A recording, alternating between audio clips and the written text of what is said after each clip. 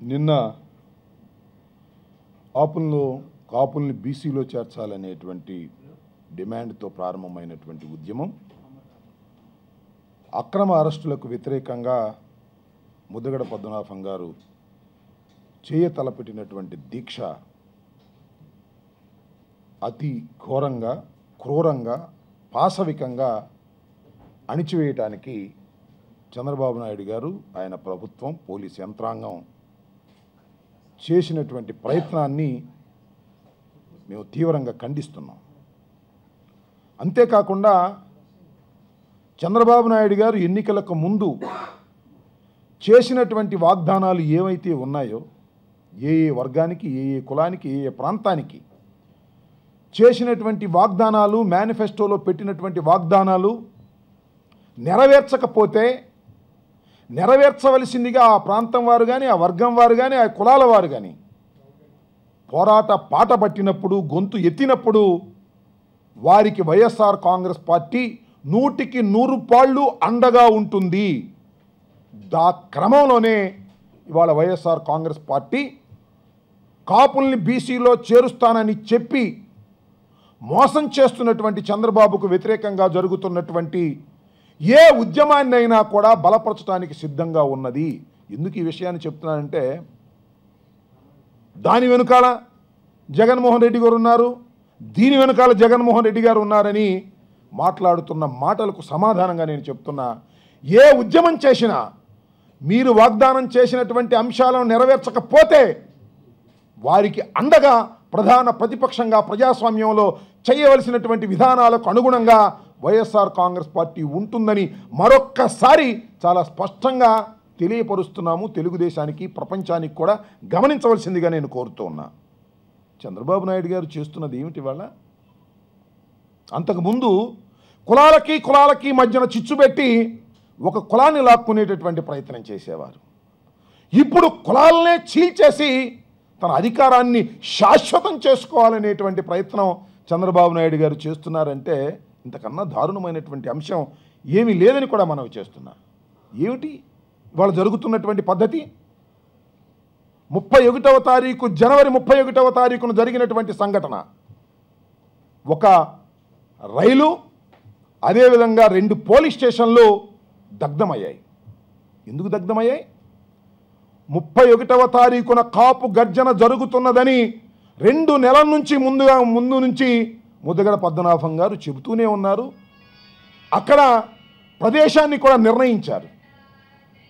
కానీ నేను అడుగుతా ఉన్నా, చంద్రబాబు నాయుడు గారు మీరంతా పెద్ద స్థాయిలో జరుగుతున్నటువంటి మీటింగుకి మీరిచ్చినటువంటి బందోబస్తు ఏమిటి? అక్కడ ఎంత మేరకు మీరు బందోబస్తు ఇచ్చారు?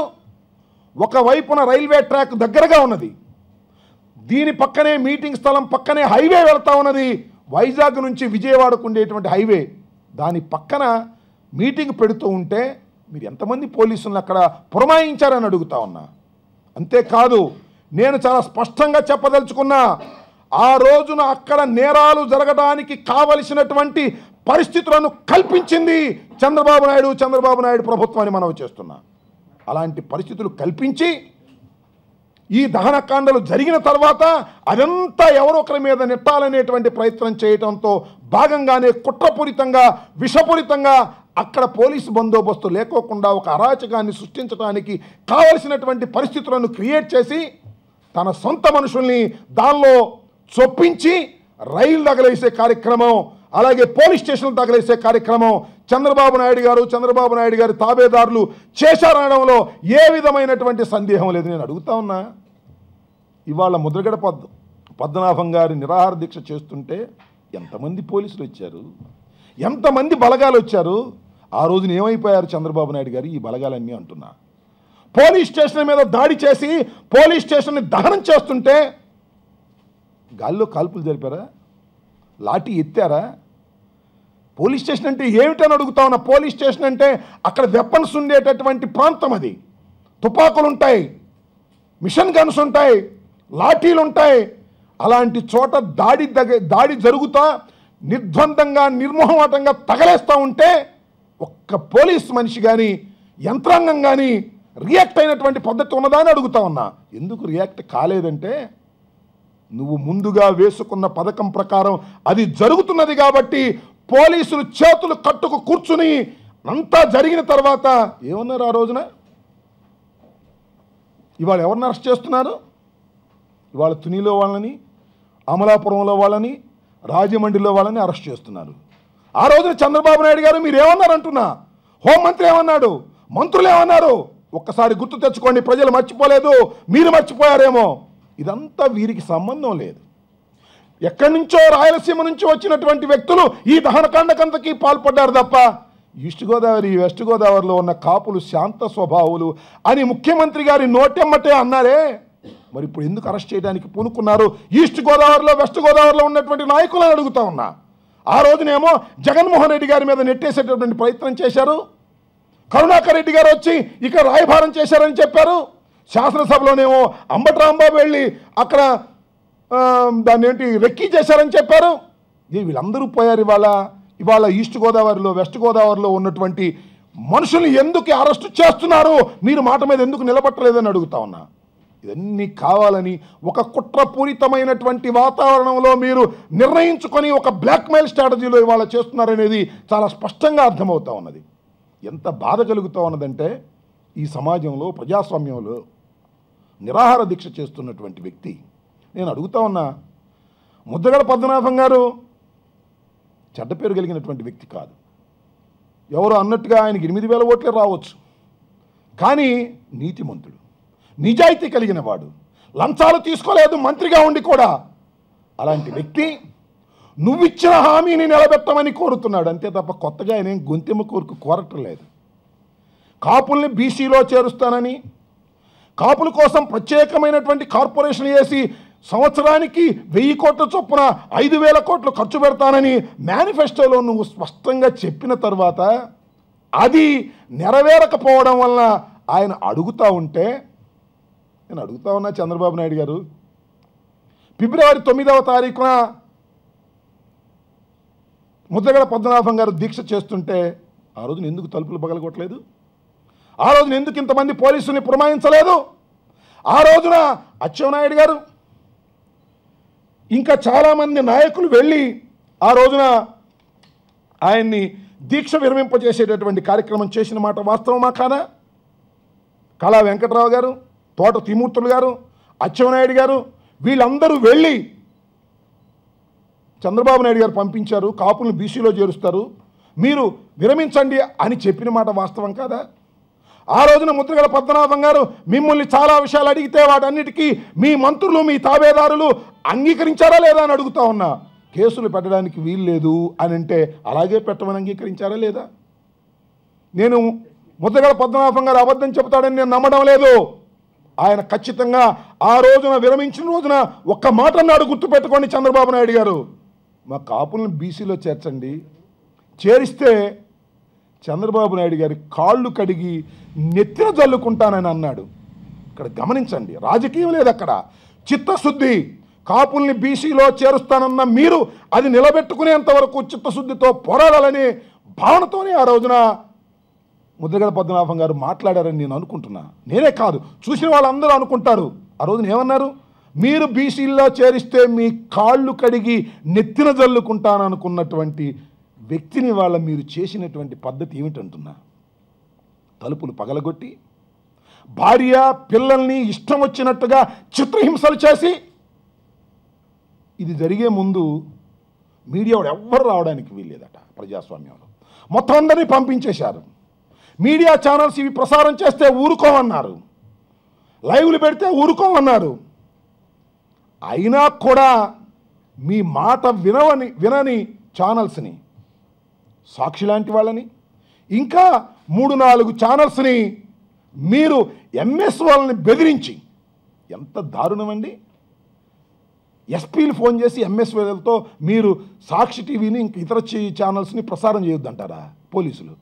ఎస్పీలు, జాయింట్ కలెక్టర్స్ అధికార దుర్వినియోగం ఛానల్స్ అన్నింటినీ కూడా ప్రసారం చేయకోకుండా ఉండడం కోసం మీరు ఎంఎస్ వాళ్ళ మీద ఒత్తిడి తీసుకొచ్చిన మాట వాస్తవం కాదా? లైవ్ లేకోకుండా అక్కడ ఏం జరుగుతుందో తెలియకోకుండా మీరు చేశారంటే అర్థం ఏమిటి? అక్కడ నేరం చేస్తున్నారా లేదా? తలుపులు పగలగొట్టే విషయం ఎవరో చూడకూడదు. ముద్రగడ కుమారుణ్ణి కొట్టేటటువంటి విషయం ఎవరూ చూడకూడదు, ముద్రగడ భార్యను కొట్టేటటువంటి విషయం ఎవరూ చూడకూడదు. ఏమండి నేను అడుగుతా ఉన్నా చంద్రబాబు నాయుడు గారు, మీ అదృష్టం బాగుండి మీరు ముఖ్యమంత్రి అయ్యారు తప్ప ముద్రగడ పద్మనాభం ఏం తక్కువ అంటున్నా. ఆయన మంత్రి చేశాడు ఈ రాష్ట్రానికి. ఆయన కుమారుణ్ణి పట్టుకొని మీరు కొడతారా? ఎలా కొట్టారు? ఒక జంతువుని కొట్టినట్టు, ఒక కుక్కను కొట్టినట్టు భార్య మీద చేయి చేసుకున్నారు. ఎక్కడో పొరపాటున కొన్ని వీడియోస్ బహుశా ఎవరో తీశారు. తీసినవన్నీ ఇవాళ వాట్సాప్లోనూ సోషల్ మీడియాలోనూ వెళుతున్నాయి. ఒక్కసారి మీ ద్వారా ప్రజలకు చూపించాలనే తాపత్రయంతో ఆ విజువల్స్ కూడా ఇక్కడ తీసుకొచ్చాను. కాబట్టి దయచేసి మీరు చూడండి.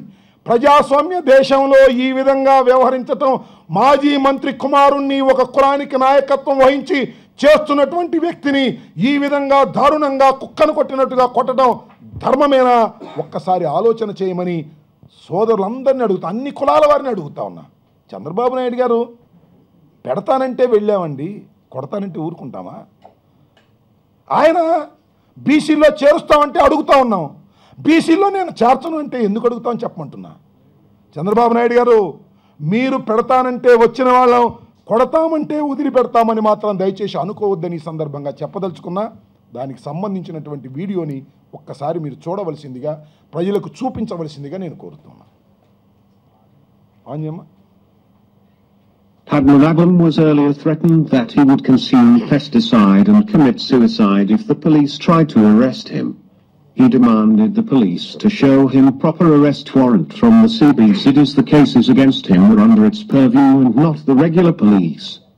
With great efforts, said police entered his residence and took him into custody. Mudragada's wife Padmavati, who was also sitting with him on Deep Shore, was however not taken into custody.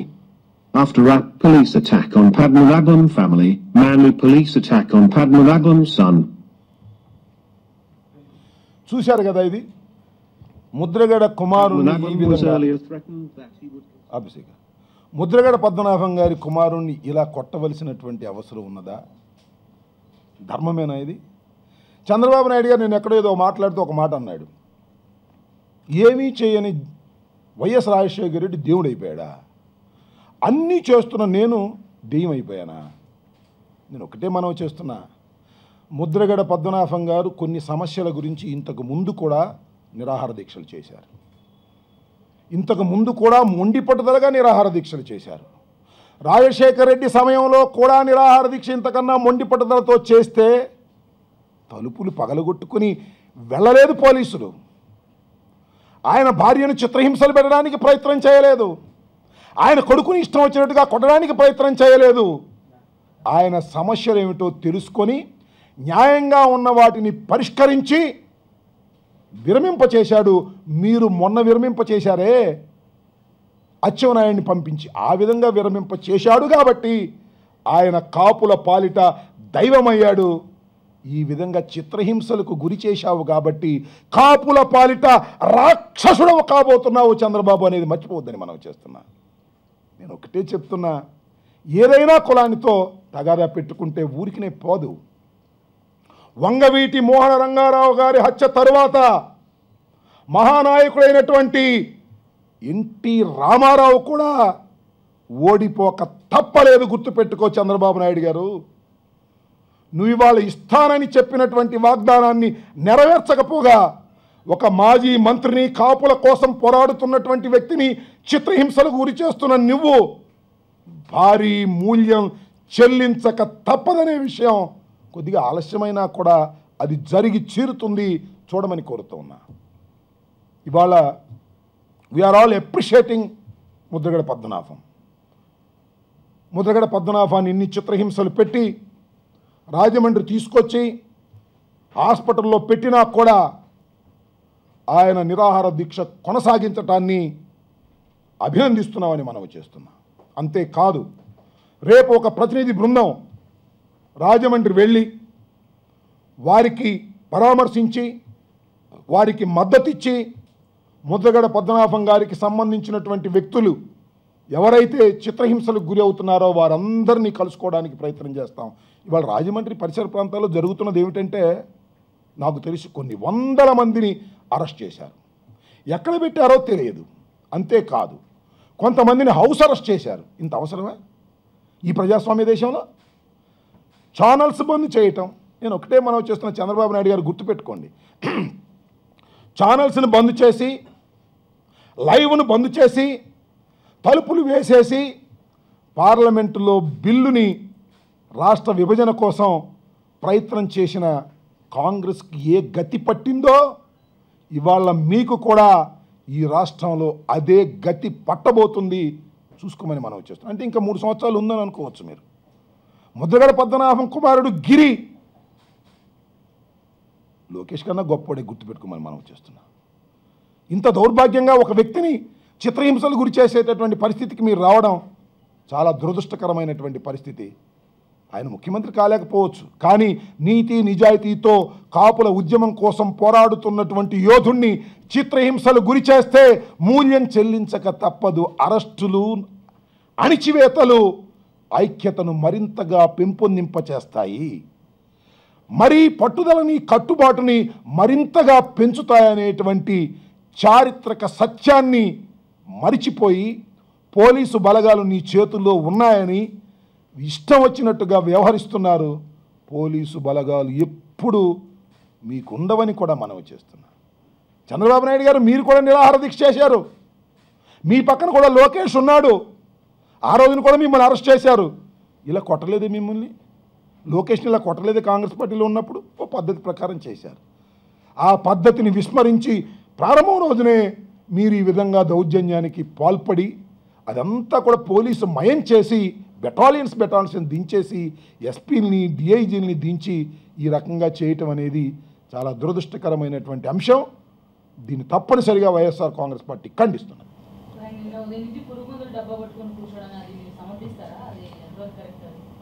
అంటే పురుగు మందులో ఇవాళ చేస్తున్న పని కాదు, పోయినసారి కూడా చేశాడు. పోయినసారి కూడా చేసినప్పుడు మంత్రులు ఎందుకు వెళ్ళారంటున్నా, ఆ రోజున ఎందుకు తలుపు పగలగొట్టలేదు అంటున్నా. సమర్థించడం కాదు, ఎప్పుడు నేను పురుగుల మందులు దాగి చచ్చిపోతానని ఆయన ఏమల్లా. మీరు తలుపులు పగలగొట్టిన ఆ దీక్షను భగ్నం చేస్తే, మీరు ఆ యాక్షన్కి వస్తే నేను పురుగుల మందు తాగుతా, నా సమస్యను పరిష్కరిస్తే నేను నిరాహార దీక్ష విరమిస్తా. ధర్మమా కాదా? ప్రజాస్వామ్యంలో నిరాహార దీక్ష చేయడం తప్ప? నిరాహార దీక్ష చేస్తే తలుపులు పగలగొట్టి లాక్కొస్తారా? మహాత్మా గాంధీ బ్రిటిష్ ప్రభుత్వంలోనే నిరాహార దీక్షలు చేశారండి. అప్పుడెప్పుడు తలుపులు పగలగొట్టలేదే. చర్చించారు. ప్రజాస్వామ్యంలో పరస్పరం చర్చలు అవసరం. ఆ చర్చల మీద చంద్రబాబు నాయుడు గారికి నమ్మకం లేదు. కొట్టేస్తే, లాగేస్తే, పోలీసులతో అణిచేస్తే అయిపోద్ది అనుకుంటున్నారు. పండుగ కాదు, ఇల్లలకంగానే పండుగ కాదని మనం చేస్తున్నాం. రగిలిపోతున్నాయి. ఒక వర్గపు గుండెల్లో మీకోసం తలుపులు తెరిచినటువంటి వర్గం అది. ఆ తలుపులు ముద్రగడ పద్మనాభం తలుపులు పగిలిన రోజునే ఆ గుండె తలుపులు నీకు మూసుకున్నాయనేది కూడా గుర్తుపెట్టుకోమని మనం చేస్తున్నాం. ఈ రాష్ట్ర రాజకీయాల్లో పాత్ర ఏం జరిగిందో గతంలో చూసుకోమని చెప్తున్నా. దారుణంగా వ్యవహరిస్తే ఫలితం తప్పదని కూడా చంద్రబాబు నాయుడు గారు గుర్తుపెట్టుకోవాలని మనం చేస్తున్నా. నేను అడుగుతా ఉన్నా, ఇవాళ మాట్లాడుతున్నారు మంత్రులు చాలామంది, ఏదేదో మాట్లాడుతున్నారు. సిబిఐ ఎంక్వైరీ జగన్మోహన్ రెడ్డి గారు అడిగారు కాబట్టి సిబిఐ ఎంక్వైరీలో నువ్వే ఉన్నావు కాబట్టి నువ్వేలా అడుగుతావు అంటున్నారు. ఏమిటిది అంటున్నా నేను. మీరు ఏది ఉంటే పాయింట్ మాట్లాడగలిగే దమ్ముంటే మాట్లాడమంటున్నా. మంత్రుల్ని ఛానల్స్ ఆపేస్తారా? మీడియా వాళ్ళు వెళ్ళకూడదా? ముద్రగడ పద్మనాభం నిరాహార దీక్ష చేస్తుంటే మీడియా వాళ్ళని కూడా కొట్టి బయటకు లాగుతారా? ఇదేనా ప్రజాస్వామ్యం? ఇదేనా మానవ హక్కులు? ఎక్కడికి పోతున్నాడు చంద్రబాబు నాయుడు గారు? నాకు అర్థం కాలేదు. నీతి నిజాయితీ నిప్పుగలిగిన వ్యక్తి టీవీలో చూస్తుండగానే చేయొచ్చు కదా. ఎవ్వరు ప్రసారాలు చేయడానికి వీల్లేదు. ప్రసారాలు చేసే వాళ్ళని ఆపేస్తాడా? ఏమిటిది? ఇప్పుడు కలకాలం ఇలాగే ఉంటుందా? Everyday is not a Sunday. ఉంటుంది, దానికి టైం వస్తుంది.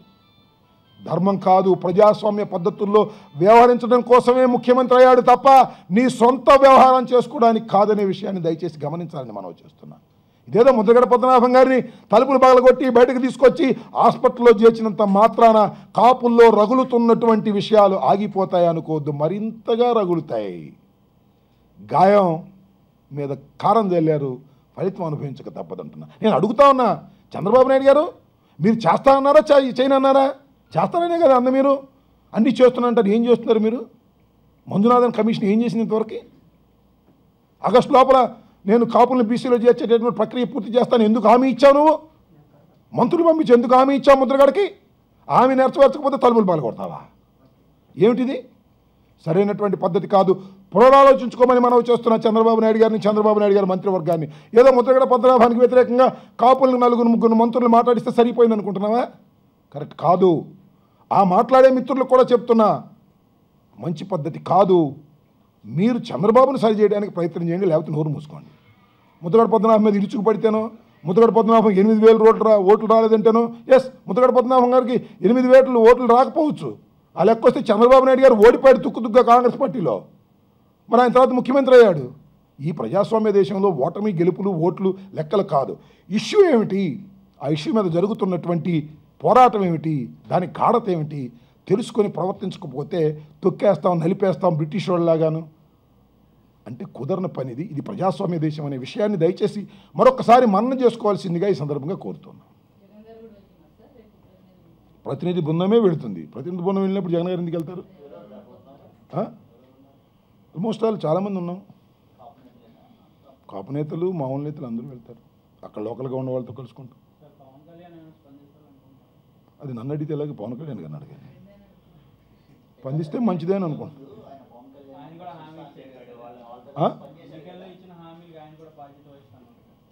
పవన్ కళ్యాణ్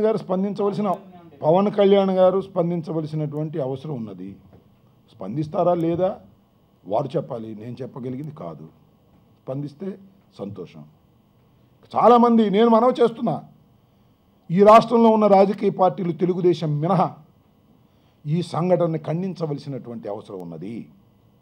ఇది ప్రజాస్వామ్య దేశం. ఈ ప్రజాస్వామ్య దేశంలో ఇలాంటి ఘోరాలు జరుగుతున్నప్పుడు స్పందించకపోవడం నేరమవుతుంది.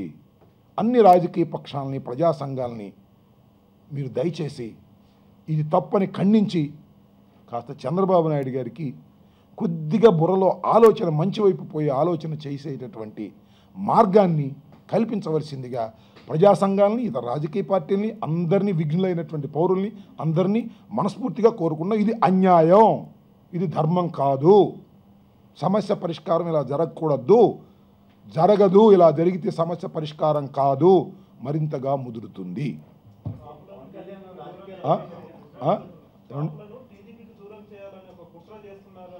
కుట్ర ఏం చేయవసరంలా, చంద్రబాబు చేసుకుంటున్నాడు. ఒకరు కుట్ర చేయాలా? చంద్రబాబు పతనానికి ఎవ్వరూ కుట్ర చేయవలసిన అవసరం లేదు. చంద్రబాబే తెలిసో తెలియకో కుట్ర చేసుకుంటున్నాడు. నేను అడుగుతా ఉన్నా, ముద్రగడ పద్మనాభం గారు మొండివాడు. ముద్రగడ పద్మనాభం గారు అనేక సార్లు దీక్ష చేశారు.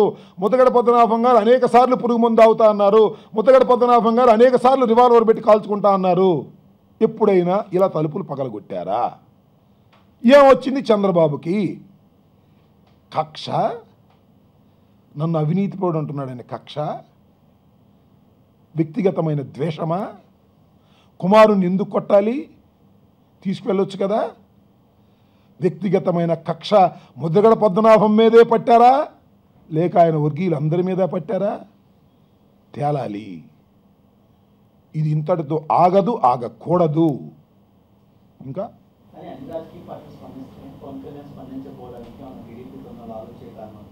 నేను దానికి పవన్ కళ్యాణ్ గారి గురించి ఇప్పుడు నేను వ్యాఖ్య చేయను. ఆయన కూడా స్పందిస్తే మంచిది, స్పందించవలసిన అవసరం ఉన్నది. That's all.